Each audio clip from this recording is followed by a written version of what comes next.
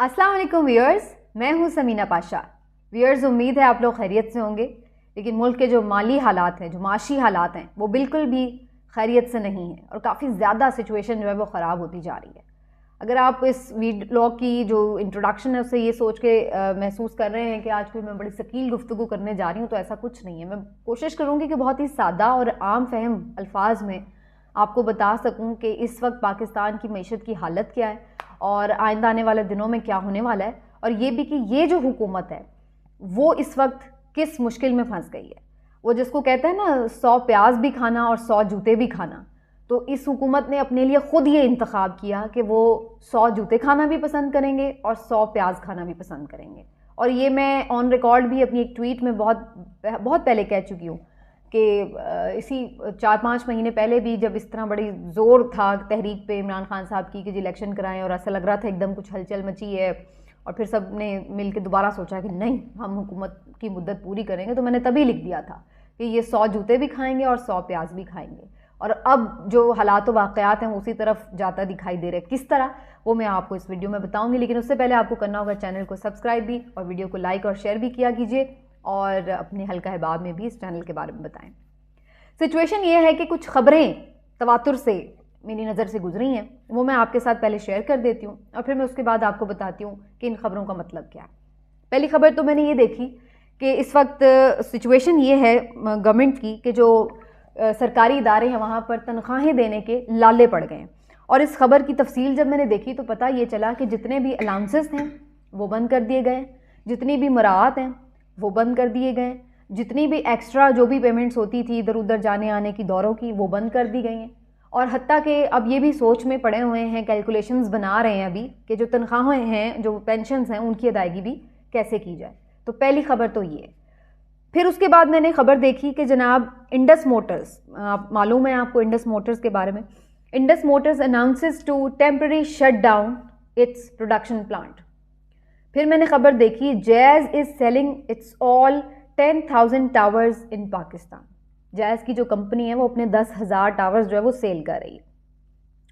फिर मैंने देखी खबर कि Pakistan declared second most expensive country in south Asia. Pakistan south Asia की दूसरे नंबर की सबसे महंगी तरीन जो कंट्रीज़ हैं उनमें दूसरे नंबर पर है।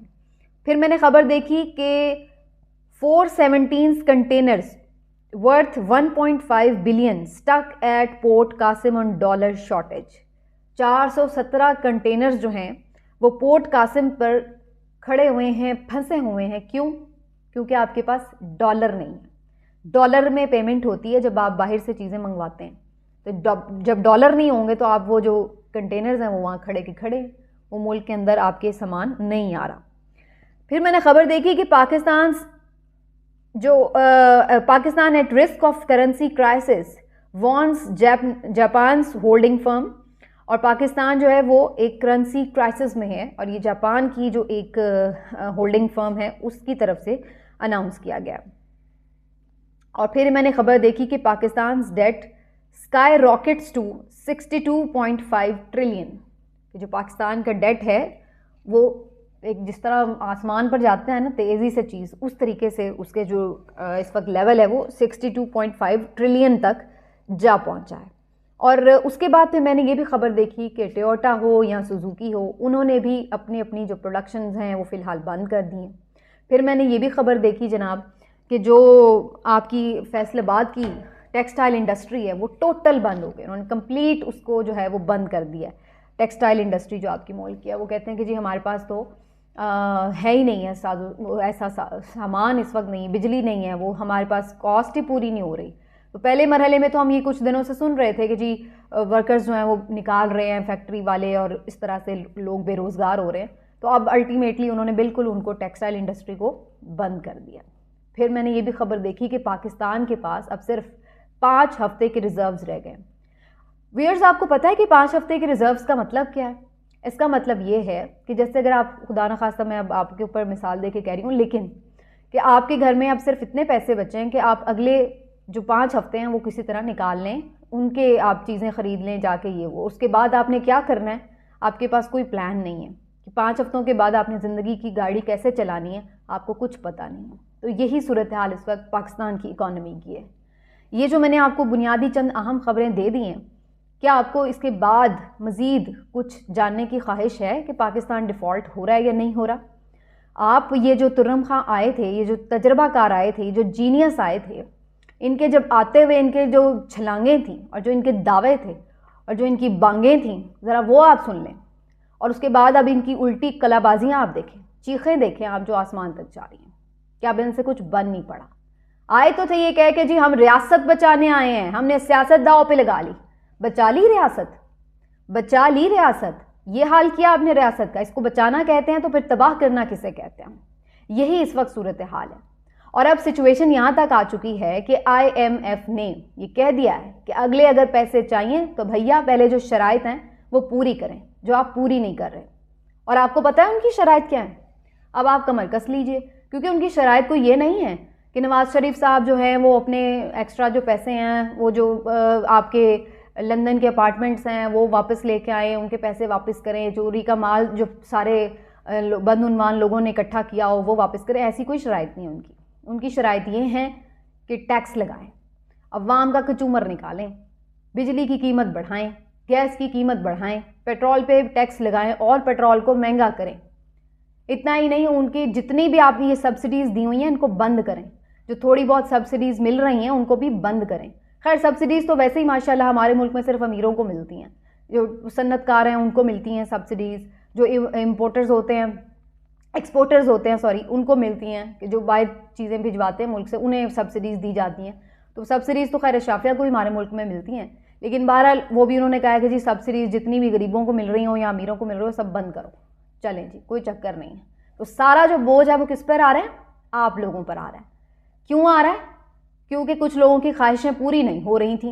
जब तक 3 साल के बाद हुकूमत ना गिर जाए तो कुछ लोगों को सुकून नहीं आता, तो इस वजह से वो जो उसका खमियाजा है ना सारा, वो जो सज़ा है ना सारी, वो भुगतनी पड़ी है। किसको?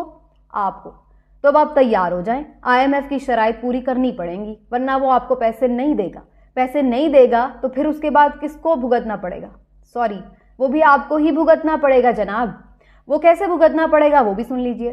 क्योंकि अगर IMF पैसे नहीं देता तो कोई और दोस्त मुल्क भी पैसे नहीं देगा, और जब कोई भी पैसे नहीं देगा तो आप हो जाएंगे डिफ़ॉल्ट। और जब आप डिफ़ॉल्ट हो जाएंगे तो फिर क्या क्या होता है? इसके लिए भी मैंने एक रिसर्च की, जिससे पता चला कि उससे भी आवाम का ही कबाड़ा होता है। करेंसी आपकी मज़ीद डीवैल्यू हो जाएगी, डॉलर का रेट और ऊपर चला जाएगा और रुपया बिल्कुल मर जाएगा।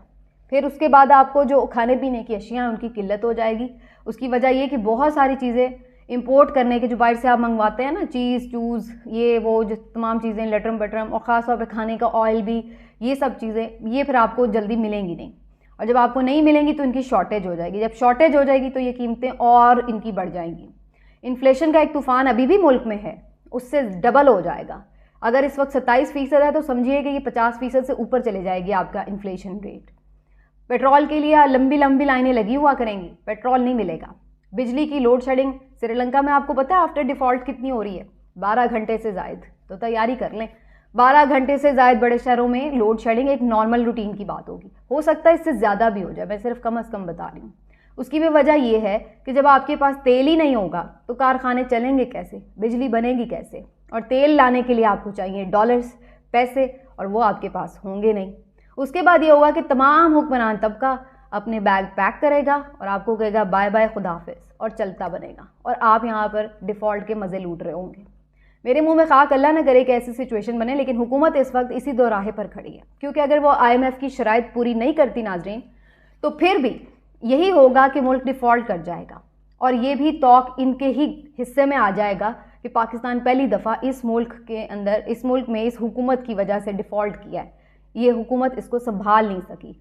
ये तौक ये कभी भी नहीं लेना चाहेंगे, क्योंकि फिर इनकी सियासत भी इसी तौक के नीचे आकर, इसके वज़न के नीचे आकर हमेशा के लिए दफन हो जाएगी। तो कभी नहीं ये चाहेंगे कि इनकी हुकूमत में मुल्क डिफ़ॉल्ट करे। तो ये करेंगे कि चलो भाई IMF की तमाम शराइत मांगो। अब ये जो पिछले दिनों बड़े कसबल दिखा रहे थे ना वज़ीर ख़ज़ाना इसहाक़ डार साहब के, आंखों में आंखें डालूंगा, नहीं देता पैसे तो ना दे, तो फिर सारे ये कसबल निकल जाएंगे। तो फिर अच्छे बच्चों की तरह ही कहेंगे सॉरी भाई IMF, हम तमाम आपकी बातें मानेंगे, प्लीज़ पैसे दे दें। और फिर इसी तरह से पैसे मिलेंगे आपको, और उसके बाद मुल्क डिफ़ॉल्ट तो नहीं करेगा, लेकिन आपका कचूमर ज़रूर निकल जाएगा, आप ज़रूर डिफ़ॉल्ट कर जाएंगे, आपकी मईशत ज़रूर डिफ़ॉल्ट कर जाएगी। क्योंकि उसके बाद जो महंगाई का तूफ़ान होगा, जो बिजली के बिल होंगे, जो गैस के बिल होंगे, तो उसके बाद आप ज़रूर ये कह रहे होंगे, दुहाइयाँ दे रहे होंगे कि हमारा दिवालिया निकल गया। अगर बिलफर्ज एक मिनट के लिए ये तय भी कर लें कि ये हुकूमत शायद IMF की शराइत ना माने और उनके आगे बड़ी गैरतमंद बन के दिखाए कि जी हम अपने अवाम पे जुल्म नहीं कर सकते, तो फिर भी उसका खमियाजा भी आपको ही भुगतना पड़ेगा, वो मैं पहले ही बता चुकी हूँ। तो दोनों सूरतों में हुकूमत के लिए इस वक्त ऐसी सूरत हाल है जिसको कहते हैं ना, आगे कुआं और पीछे खाई। अगर बढ़ाते हैं कीमतें, अभी भी बढ़ानी पड़ेंगी, तो भी आवाम से ज़ाहिरी सी बात है बद्दुआएं मिलेंगी। अगर IMF की शराइत मान के तमाम चीज़ों की कीमतें बढ़ाते हैं तो क्या पॉपुलैरिटी में बड़ा इजाफा हो जाएगा? क्या अगले साल आप इस काबिल हो जाएंगे कि जाके आवाम से इलेक्शन कैंपेन में वोट मांग सकें? और वोट मिलेंगे कि कुछ और ही मिलेगा? और अगर ये नहीं भी ऐसा करते तो डिफ़ॉल्ट हो जाएंगे, तब भी महंगाई होगी और तब भी इन्हीं को बद्दुआएं मिलेंगी। तो अगले 1-1.5 साल में अगर कोई ये बेवकूफ़ सोच रहा था कि वो आवाम को रिलीफ देकर, बड़े बड़े वादे सामने कोई अयाशी के वो दिखाकर, 2-4 सड़कें बनाकर और फिर से लोगों को बेवकूफ़ बनाएगा कि देखो हमने कितने प्रोजेक्ट मुकम्मल कर लिए, तो फिर उसके बाद जाके वो आवाम से इलेक्शन कैंपेन में वोट मांगेगा और आवाम भी बेवकूफ़ बन के उनको वोट दे देंगे, तो फिर अब वो सोच ले कि उसने ये क्या हमाकत की है। क्योंकि उसके बाद हुआ ये कि अब आप 100 प्याज भी खा चुके हैं और अब आप 100 जूते खाने के लिए भी तैयार हो जाएं। मिलते हैं अगले व्लॉग में, अपना ख्याल रखिए, अल्लाह हाफ़िज़।